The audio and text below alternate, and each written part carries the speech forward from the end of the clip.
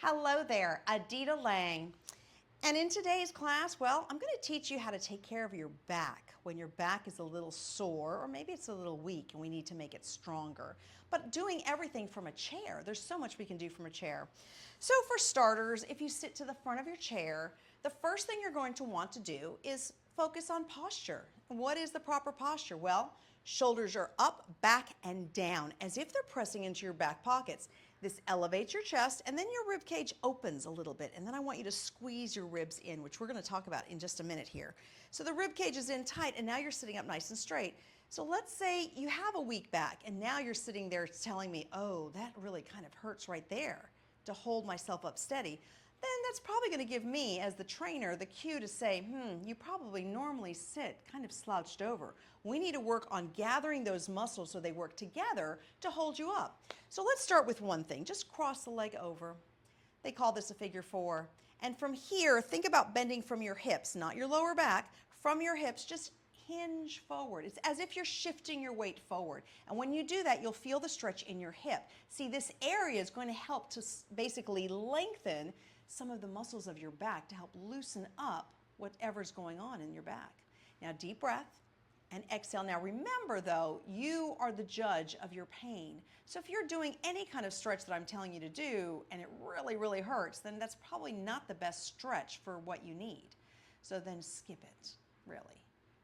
Now, come up, lift the knee up and turn your body, leading with your shoulder. So I'm leading with my left shoulder back, my chest is up.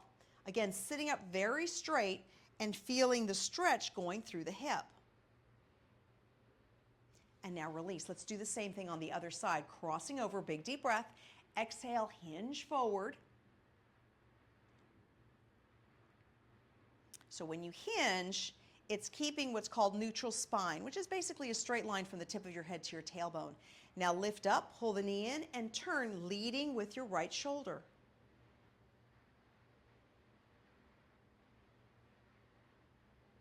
And release. Now I'm going to turn sideways because it'll be easier for you to see me. So sitting to the front edge of your chair, you can interlace your fingers and stretch your hands out. This one's a bonus. We stretch our hands out. Everyone, they forget to stretch their hands. Bring your arms all the way up and back. Now, as if your body was a C, slowly allow your shoulders to roll forward, allow your lower back to go back, pull in from your abdominals and stretch here. Now think spine. So slowly sit up very straight and then pull your shoulders back into place. Let's do that again. All the way up. Round forward, allow your lower back to push back. Allow your shoulders to come apart and pull forward. Now think spine, pull yourself up and reach the arms back. See, now that's a good mobility exercise for your spine. Maybe it's not the right thing to do if your spine is really hurting, but it is a good thing to help strengthen the spine.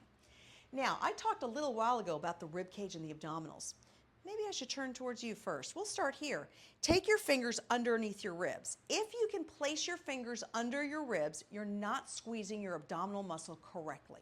So the idea is to squeeze in from the rib cage so that the rib cage and the abdominals become one thing. It's like you cannot stick your fingers underneath. So from here, if you're just sitting up really straight, you can feel your ribs go in, and if you squeeze them even tighter, maybe you roll slightly forward but not too much, and then allow your ribs to open.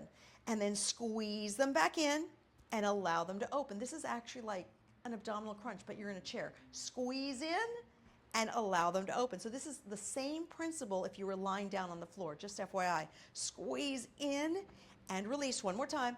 Squeeze in and now release just enough for you to sit up, but you still can't stick your fingers under. This is important right here, keeping this in tight. Shoulders go back. Now take both arms out and think only shoulder blades. Squeeze them together and release, because see, part of the spine is also the upper back. So if your upper back is rounding forward, that's going to put a lot of pressure and undue stress on your spine. So trying to strengthen the muscles of your rhomboids, which are in between your shoulder blades, is important. So all I'm doing is squeezing my shoulder blades together as if to hold a pen in between my shoulder blades and then letting them go. And squeeze together and let them go. Now at the same time, I'm squeezing my rib cage in so I can't put my fingers under my ribs. One more. and release. Shake those arms out. Bring the arms up, back, and around. All the way up, back, and around. One more.